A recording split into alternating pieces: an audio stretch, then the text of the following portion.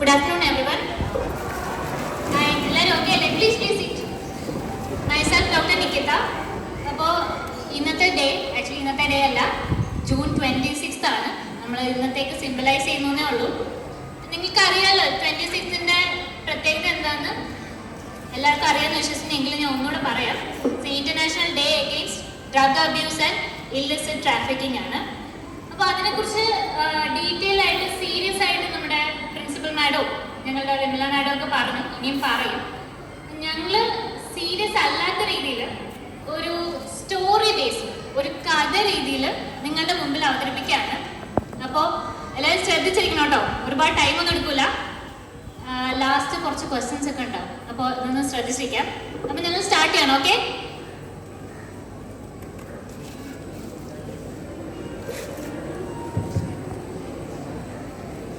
ഒരു സന്തുഷ്ട കുടുംബം, അതിൽ അച്ഛൻ, അമ്മ, മകളും അടങ്ങുന്ന ഒരു കുടുംബം. മകളെ ലാളിച്ചു വളർത്തുന്ന മാതാപിതാക്കൾ, മകളുടെ എല്ലാ ആവശ്യങ്ങളും നിറവേറ്റി കൊടുക്കുകയും അവളുടെ ചെറിയ ചെറിയ കുസൃതികൾ കണ്ടില്ലെന്ന് നടിക്കുകയും ചെയ്യുന്ന കുടുംബം. സാമ്പത്തികമായി ഉന്നതിയിലുള്ള കുടുംബമായതിനാൽ ജോലി തിരക്കിനിടയിൽ അവർക്ക് മകളെ ശ്രദ്ധിക്കാൻ തീരെ സമയം കിട്ടുന്നില്ല. അങ്ങനെ ഇരിക്കെ മകൾ പഠിച്ച് നല്ലൊരു കോളേജിൽ അഡ്മിഷൻ കിട്ടും.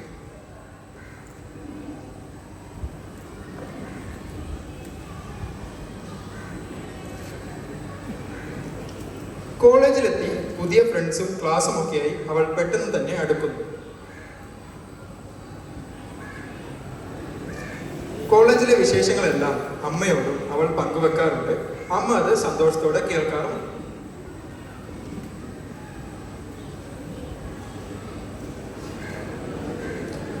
അവളുടെ ഫ്രണ്ട്സിൽ ഒരാൾ ഡ്രഗ് യൂസ് ചെയ്യാറുണ്ട്.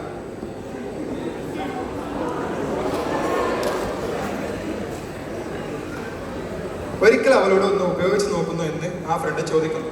അവൾ വേണ്ട എന്ന് പറഞ്ഞ് മറന്നു.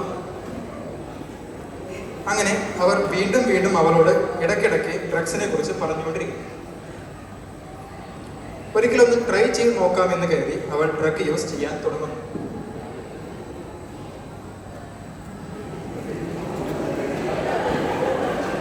പതിയെ പതിയെ അവൾ അതിനോട് അഡിക്റ്റായി മാറും. ഡ്രഗ്സ് വാങ്ങാനുള്ള പണം പലപ്പോഴായി അവൾ കൂട്ടുകാരുടെ കയ്യിൽ നിന്ന് വാങ്ങുകയും വീട്ടിൽ നിന്ന് മോഷ്ടിക്കാൻ തുടങ്ങുകയും ചെയ്യും.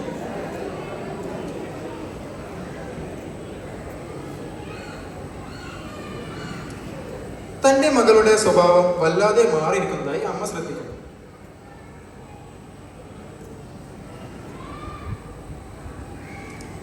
എന്നും തന്നോട് കോളേജിലെ കഥകൾ പറയുന്നവൾ ഇപ്പോൾ തന്നോട് സംസാരിക്കാതെയായി. എപ്പോ നോക്കിയാലും ദേഷ്യം. ക്ലാസ്സിൽ പോകാറൊന്നുമില്ല. എക്സാംസിന് മാർക്ക് കുറയുന്നതായും കോളേജിൽ നിന്ന് ടീച്ചർ പറഞ്ഞു. എപ്പോ നോക്കിയാലും മുറി അടച്ച് അകത്തിരിപ്പാണ്. അമ്മ എത്ര കൊട്ടിയിട്ടും മുറി തുറക്കുന്നില്ല.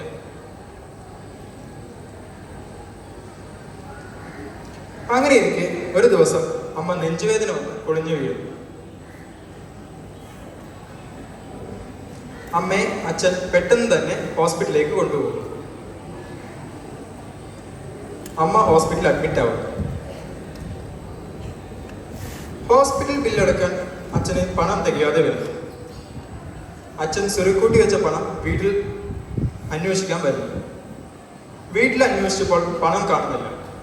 അപ്പോഴാണ് താൻ സ്വരുക്കൂട്ടി വെച്ച പണം മകൾ മൊത്തം മോഷ്ടിച്ചുവെന്ന് അച്ഛൻ അറിയുന്നത്. ഇതിനിടയിൽ വീണ്ടും ഡ്രഗ്സ് വാങ്ങാനുള്ള പണം തേടി മകൾ വീട്ടിലേക്ക് വരുന്നു. പണം ഒന്നും അന്വേഷിച്ച് കിട്ടാതെ വരുമ്പോൾ അവൾ അമ്മയെ വിളിക്കുന്നു.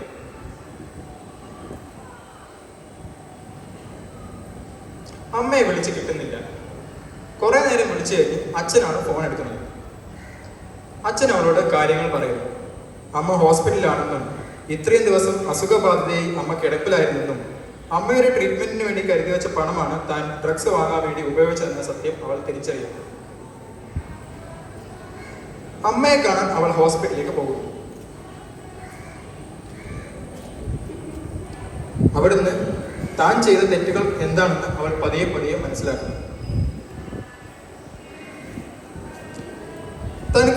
തെറ്റുകൾക്ക് താൻ എന്ത് പ്രായശ്ചിത്തമാണ് ചെയ്യേണ്ടതെന്ന് അവൾ അച്ഛനോട് ചോദിക്കും. അച്ഛൻ അവളെ നല്ലൊരു ഡോക്ടറിൻ്റെ അടുത്തേക്ക് കൗൺസിലിങ്ങിന് വേണ്ടി കൊണ്ടുപോകുന്നു.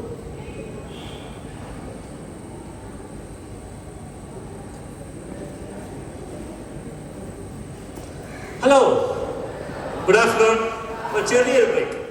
ഓക്കെ, കഥ നമ്മൾ ബാക്കി കണ്ടിന്യൂ ചെയ്യുന്നതായിരിക്കും. അങ്ങനെ ചെറിയൊരു ബ്രേക്ക്. ഈ കഥയിൽ നമ്മൾ കണ്ട ചേച്ചിക്ക് എന്ത് തെറ്റാണ് പറ്റിയതെന്ന് നിങ്ങൾക്ക് മനസ്സിലായോ? ചേച്ചി നല്ലൊരു ഫാമിലിയിൽ നിന്നാണ്, സ്നേഹിക്കുന്ന അച്ഛനുണ്ട്, അമ്മയുണ്ട്, നല്ല രീതിയിൽ മോൾക്ക് വേണ്ട വസ്ത്രം, എഡ്യൂക്കേഷൻ, എല്ലാ സൗകര്യങ്ങളും നൽകുന്നുണ്ട്. ജോബ് കാരണം കുറച്ച് ബിസിയാണ്, പക്ഷെ എന്നാലും മോൾക്ക് വേണ്ട രീതിയിൽ എല്ലാം കൊടുക്കാൻ അച്ഛനും അമ്മയും മാക്സിമം ട്രൈ ചെയ്തുകൊണ്ടാണ് സ്കൂളിൽ നല്ല മാർക്ക് വാങ്ങിച്ച് നല്ല സൂപ്പർ മിടുക്കി കുട്ടിയായിട്ട് റാങ്ക് വാങ്ങിച്ച് കുട്ടി കോളേജിൽ അഡ്മിഷൻ കിട്ടിയത് അല്ലേ? കോളേജ് അഡ്മിഷൻ കിട്ടിയില്ലേ? എന്നിട്ട് പിന്നെ എന്ത് പറ്റി? അവിടെ നല്ല ഫ്രണ്ട്സിനെ കിട്ടിയിരുന്നു, നല്ല കൂട്ടുകെട്ടുണ്ടായി. പക്ഷെ അന്നേരമാണ് നമ്മുടെ എൻട്രി. ആരുടെ? നമ്മുടെ ചേട്ടന്റെ. നമ്മുടെ ചേട്ടനോ ചേച്ചിയോ ഇങ്ങനെ ആരായാലും വരും, നമുക്കും നമ്മുടെ ലൈഫിലും വരും. എന്താ കൊണ്ടെന്ന് ചോദിച്ചേ? പക്ഷെ അന്നേരവും നമ്മുടെ മിടുക്കി കുട്ടി എന്താ പറഞ്ഞേ? എനിക്ക് വേണ്ട, താല്പര്യം ഇല്ല അല്ലേ? പക്ഷെ രണ്ടു മൂന്നും ചോദിച്ചപ്പോ ഉള്ളിൽ ചെറിയൊരു ആഗ്രഹം, ഒന്ന് ട്രൈ ചെയ്ത് നോക്കിയാലോ. നിങ്ങൾക്ക് തോന്നില്ല അങ്ങനെ ഒരു ആഗ്രഹം? ഇല്ല. പക്ഷെ അഥവാ അങ്ങനെ ആഗ്രഹം നമ്മുടെ പെൺകുട്ടിക്ക് ഉണ്ടായി, നമ്മുടെ ചേച്ചിക്ക് ഉണ്ടായി. അങ്ങനെ ആഗ്രഹിക്കുമ്പോൾ ആ ലഹരി അല്ലെങ്കിൽ ആ ഡ്രഗ് നമ്മൾ കഴിക്കുമ്പോൾ എന്താണ് ഉണ്ടായത്? ആ മരുന്ന് നമ്മുടെ തലച്ചോറിനെയാണ് ബാധിച്ചത്. തലച്ചോറിനെ ബാധിച്ച കാരണം ചേച്ചിക്ക് എന്താ പറ്റിയേ? ചേച്ചിക്ക് എന്താണ് ശരി, എന്താണ് തെറ്റ് എന്നതിനെ തിരിച്ചറിയാനുള്ള കഴിവ് നശിച്ചു തുടങ്ങി. ഒന്ന്. രണ്ടാമത്തത്, ചേച്ചിയുടെ റെസ്പോൺസിബിലിറ്റി. അമ്മയും അച്ഛനും പഠിപ്പിച്ച് നല്ല രീതിയിൽ വലിയൊരാളാവാൻ വേണ്ടി വിട്ട, കോളേജിൽ വിട്ട ചേച്ചീൻ്റെ റെസ്പോൺസിബിലിറ്റി ചേച്ചിക്ക് തിരിച്ചറിയാനുള്ള കഴിവും നഷ്ടപ്പെട്ടു. രണ്ട്. മൂന്നാമത് എന്താ പറ്റിയേ? നല്ല കൂട്ടുകാരുണ്ടായിരുന്നു, നല്ല രീതിയിൽ എല്ലാവരും കെയർ ചെയ്യാനുണ്ടായിരുന്നു. എന്നിട്ടും ചേച്ചിക്ക് ആ സ്നേഹം, ബാക്കിയുള്ളവരുടെ അഫെക്ഷൻ തിരിച്ചറിയാനുള്ള കഴിവും നഷ്ടപ്പെട്ടു അല്ലേ? പിന്നീട് ഉണ്ടാവുന്നത് എന്താണെന്ന് വെച്ചാൽ നമുക്ക് ഒറ്റയ്ക്കിരിക്കാനാണ് ഇഷ്ടപ്പെട്ടു വന്നത്. കാരണം ഈ മരുന്ന് നമ്മുടെ ബ്രെയിനിനകത്ത് രക്തത്തിൽ കയറി ബ്രെയിനിനെ വീണ്ടും വേണം, വീണ്ടും വേണം, വീണ്ടും വേണം എന്ന് പറഞ്ഞാൽ അതിനെ ഫസ്റ്റ് പ്രയോറിറ്റി ആക്കി മാറ്റും. പിന്നീട് നമുക്ക് ഒരേ ഒരു ചോദ്യം മാത്രമേ മനസ്സിലുള്ളൂ, എന്ത് ചെയ്താലും കുഴപ്പമില്ല, ആ മരുന്ന് ഇനിയും കൊടുക്കണമായിരുന്നു. അവിടെ വേറെ ആർക്കും ഒരു ഇതില്ല. അങ്ങനെ ഒരു സിറ്റുവേഷൻ കൂടെ ആ ചേച്ചി പോയത് കൊണ്ടല്ലേ അമ്മ വയ്യാതായിട്ട് അച്ഛൻ വിളിച്ചിട്ട് ഫോൺ എടുത്തോ ഇല്ല. അപ്പൊ ചേച്ചി അവിടെ ആ ചേട്ടൻ വന്ന് ചോദിച്ചപ്പോ ആ ചേച്ചി അവിടെ ചെയ്തത് ശരിയാണോ തെറ്റാണോ? എത്ര പേരുണ്ട് തെറ്റെന്ന് പറഞ്ഞത്? കൈ നോക്കിയേ. എത്ര പേർക്ക് തോന്നുന്നു ആ തെറ്റാണ്? Okay, good. ഇനി തെറ്റ് പറ്റിപ്പോയി ചേച്ചിക്ക്. അല്ലെ, തെറ്റ് പറ്റിപ്പോയി ചേച്ചിക്ക് തെറ്റ് പറ്റിപ്പോയി അല്ലേ? ചേച്ചിക്ക് തെറ്റ് പറ്റിപ്പോയി. പക്ഷെ ചേച്ചി അതിൽ പെട്ടും പോയി. അത് കാരണം അത് ആ ഡ്രഗ് ബ്ലഡിലൂടെ കയറി ബ്രെയിനിൽ എഫക്ട് ചെയ്യുമ്പോൾ വേറൊരു പ്രശ്നം എന്ന് വെച്ച് കഴിഞ്ഞാൽ നമ്മൾ എല്ലാത്തിൽ നിന്നും ഐസൊലേറ്റ് ചെയ്യും, എല്ലാത്തിൽ നിന്നും വിട്ട് അത് എനിക്ക് ഞാൻ മാത്രം മതി, എല്ലാവരോടും എനിക്ക് ദേഷ്യം, ആരുടെയും സ്നേഹം എനിക്ക് മനസ്സിലാവുന്നില്ല. അതുകൊണ്ടാണ് അമ്മ വീണ്ടും വീണ്ടും തട്ടി വിളിച്ചിട്ടും ഡോറ് തുറക്കാതെ ചേച്ചി അതിനകത്തിരുന്ന് അല്ലേ? പിന്നീട് ഉണ്ടാവുന്ന സ്റ്റേജ് എന്താ? പിന്നീട് ഉണ്ടാവുന്ന സ്റ്റേജ് എന്ന് വെച്ചാൽ നമ്മൾ നമ്മളെ തന്നെ വേദനിപ്പിക്കാൻ തുടങ്ങും. നമുക്ക് ഈ ജീവിതത്തിൽ നമുക്ക് നമ്മളോട് തന്നെ ദേഷ്യം വന്നു തുടങ്ങും. അതാണ് അവിടെ നമ്മൾ കണ്ടത്. ഇനി ഇങ്ങനെ ഒരു സിറ്റുവേഷൻ ഭാവിയിൽ നിങ്ങൾക്ക് വന്നാൽ നിങ്ങൾ എല്ലാവരും നോ പറയാൻ എത്ര പേര് റെഡിയാണ്? അത് കൈവോക്കിയേ. നോ കട്ടയ്ക്ക് പറയൂലേ? ആ ചേച്ചിയും നോ പറഞ്ഞു, നിങ്ങളെപ്പോലെ ആ ചേച്ചി നോ പറഞ്ഞു. പക്ഷെ 3 വട്ടം ചോദിച്ചപ്പോഴത്തേക്ക് ചേച്ചി എന്നാ ഒന്ന് ട്രൈ ചെയ്യാം എന്ന് പറഞ്ഞില്ലേ? അങ്ങനെ പറയുമോ? ഇല്ലല്ലോ. ഓക്കെ, അങ്ങനെയാണെങ്കിൽ ചേച്ചിക്ക് ഈ പ്രശ്നമൊന്നും വരുന്നില്ലായിരുന്നു അല്ലേ? ഇനി അഥവാ നമ്മൾ അറിയാതെ അത് ഉപയോഗിച്ച് പോയി, ആ ട്രാപ്പിൽ നമ്മൾ പെട്ടുപോയി, നമ്മൾ ഉപയോഗിച്ച് നമുക്ക് അറിയില്ലായിരുന്നു അതൊരു ലഹരിയാണെന്നോ അതൊരു ട്രാപ്പാണെന്നോ നമുക്ക് അറിയില്ലായിരുന്നു, അറിയാതെ പറ്റിപ്പോയതാണ്. പക്ഷെ നമുക്ക് തിരിച്ചറിഞ്ഞു. കാരണം ലക്ഷണങ്ങൾ ഞാൻ പറഞ്ഞില്ലേ, ചിന്തിക്കാൻ, ഡിസിഷൻ എടുക്കാൻ പറ്റുന്നില്ല, ആൾക്കാരുടെ ഫീലിങ്സ് തിരിച്ചറിയുന്നില്ല, നമ്മുടെ സ്വന്തം സ്റ്റഡീസിനെ ഫോക്കസ് ചെയ്യാൻ പറ്റുന്നില്ല. പിന്നീട് എന്താ? സ്വന്തമായി ഐസൊലേറ്റ് ആവുക, സ്വന്തമായി ഹേർട്ട് ചെയ്യുക. ഈ സിംറ്റംസ് നമ്മൾ കണ്ടുകൊണ്ട് നമുക്ക് മനസ്സിലായി നമ്മൾ എന്തോ ഡ്രഗിന് അടിമയായിട്ടുണ്ട്.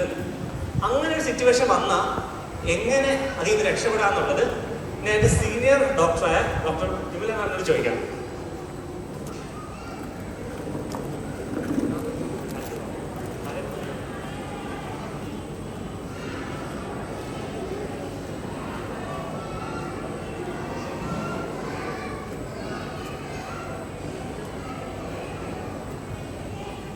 സിറ്റുവേഷൻ നിങ്ങൾ കണ്ടല്ലോ അല്ലേ?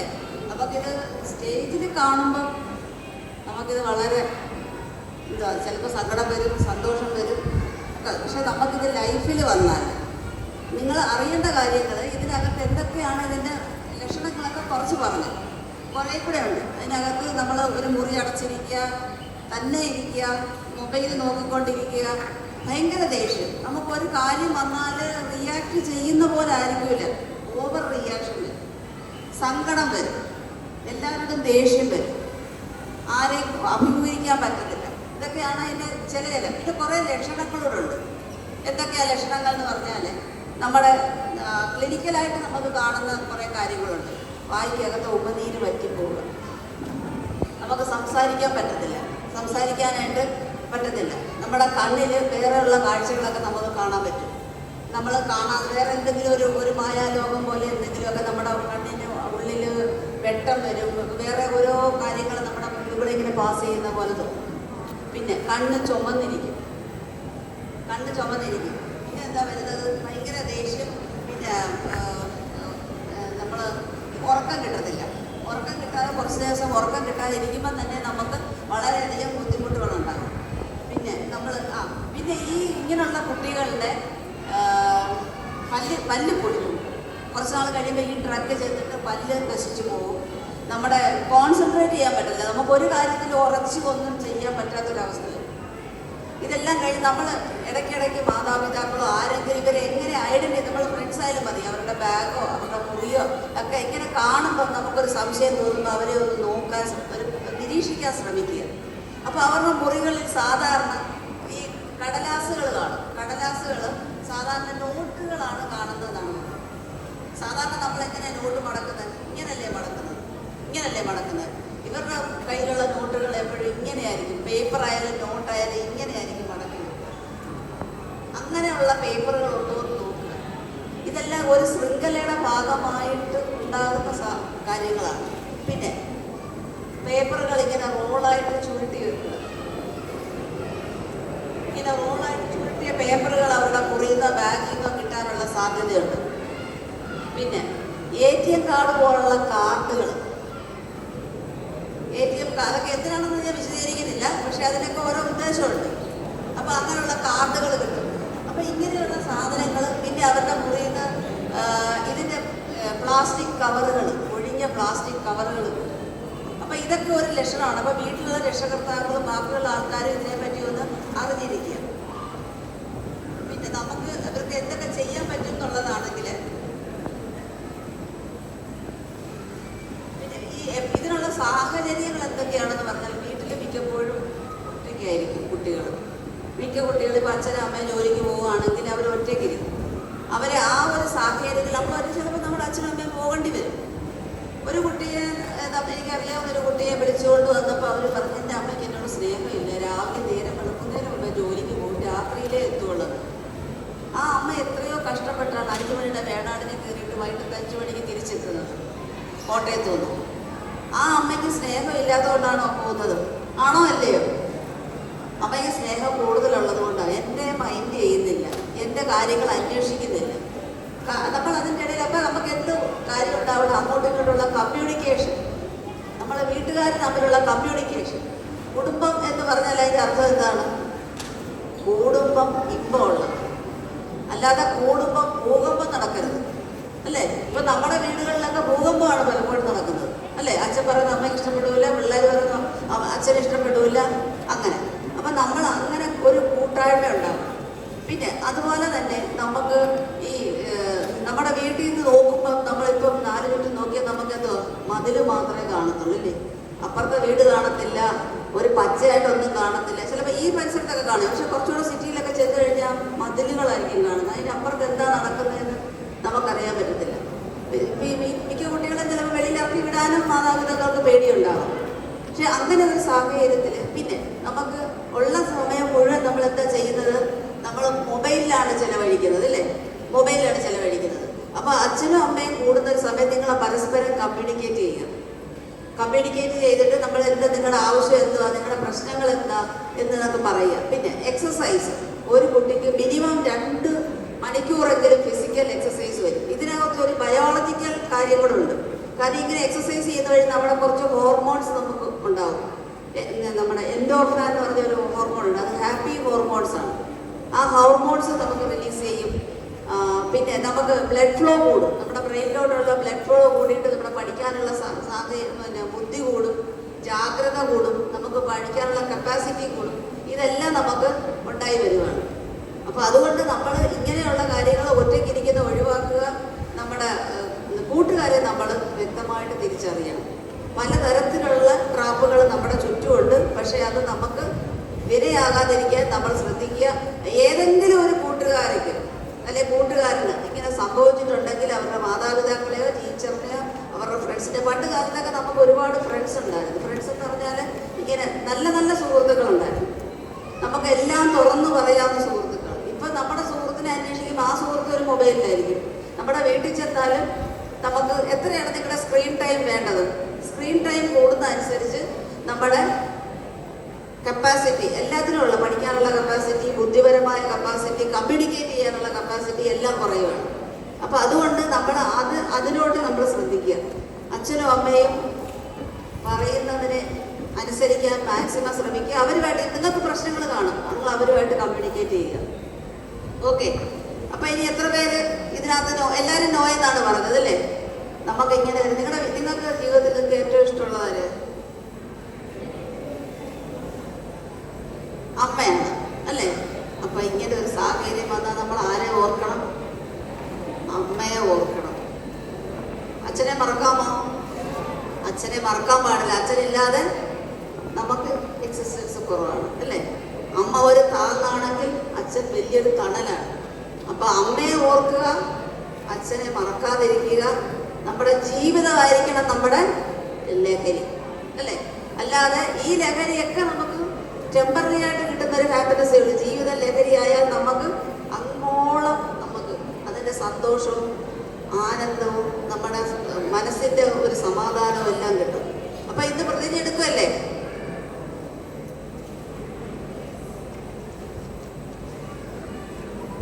നിങ്ങളുടെ ജീവിതത്തിൽ ഉടനീളം വരട്ടെ. എല്ലാവരും പഠിച്ച് നല്ല മിടുക്കികളും മിടുക്കന്മാരും ആകട്ടെ എന്ന് ആശംസിക്കുന്നു.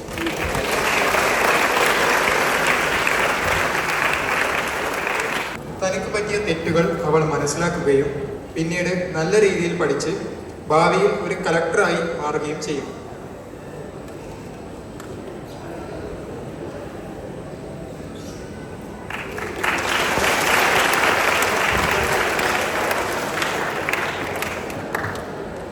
റോൾ പ്ലേ നിങ്ങൾക്ക് ഇഷ്ടപ്പെട്ടോ? ഇഷ്ടപ്പെട്ടു. അപ്പോൾ ലഹരി അഥവാ ഡ്രഗ്സ് എന്താണെന്നും അതിൻ്റെ പ്രശ്നങ്ങൾ എന്താണെന്നും ഇവിടെ പ്രിൻസിപ്പൽ മാം പറഞ്ഞു, വിമല മാഡം പറഞ്ഞു, ദീപക് സാർ പറഞ്ഞു, അല്ലേ? എന്തൊക്കെയൊക്കെ നിങ്ങൾക്ക് മനസ്സിലായില്ലേ? അപ്പോഴത്തേക്ക് കിട്ടുന്ന ഒരു സന്തോഷത്തിന് അല്ലെങ്കിൽ സുഖത്തിന് വേണ്ടിയിട്ടാണ് നമ്മൾ ഈ ഡ്രഗ്സ് അഥവാ ലഹരി ഉപയോഗിക്കുന്നത്. അതിൻ്റെ ഒന്നും ആവശ്യമില്ല. നമുക്ക് വീട്ടിൽ പാരൻസ് ഉണ്ടല്ലേ, നമുക്ക് എല്ലാ ഹാപ്പിനെസ്സും തരുന്ന അച്ഛനും ഉണ്ട്, അമ്മയുണ്ട്, സിബ്ലിങ്സ് ഉണ്ട്, സ്കൂളിൽ വന്നു കഴിഞ്ഞാൽ നമുക്ക് ഫ്രണ്ട്സ് ഉണ്ട്. അതൊക്കെയാണ് സത്യം പറഞ്ഞാൽ നമ്മുടെ ലഹരി. അതൊക്കെ ആവണം നമ്മുടെ ലഹരി. അല്ലാതെ ഈ ഡ്രഗ്സും സിഗരറ്റും സ്മോക്കിംഗ്, ആൽക്കഹോൾ ഇതൊന്നും ആവരുത്. Okay guys? അപ്പോൾ നമ്മൾ ഡ്രഗ്സ് യൂസ് ചെയ്യില്ല എന്ന് പറഞ്ഞ് നമുക്ക് അതിനെതിരെ നമുക്കൊരു പ്ലഡ്ജ് ചെയ്യാം. ഓക്കെ, എല്ലാവരും റെഡി അല്ലേ? യെസ്. ഓക്കെ, അപ്പോൾ പ്ലഡ്ജ് നമുക്ക് ദീപക് സാറാണ് പറഞ്ഞു തരുന്നത്. So everyone please stand up and repeat with me.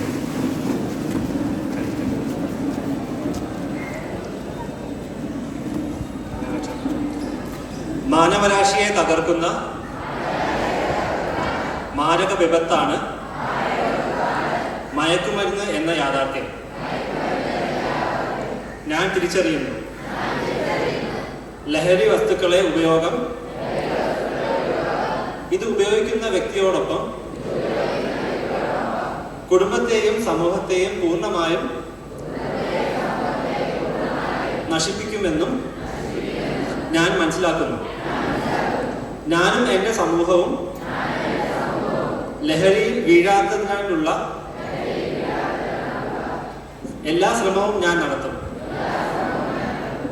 ജീവിതമാണ് ലഹരി എന്ന ആശയം എൻ്റെ ജീവിതത്തിൽ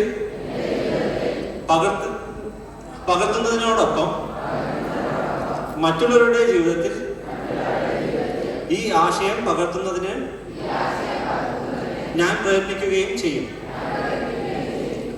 ലഹരിമുക്ത നവകേരളം പടുത്തുയർത്തുവാൻ എൻ്റെ എല്ലാ കഴിവുകളും വിനിയോഗിച്ച് പ്രവർത്തിക്കുമെന്ന് ഞാൻ പ്രതിജ്ഞ ചെയ്യുന്നു.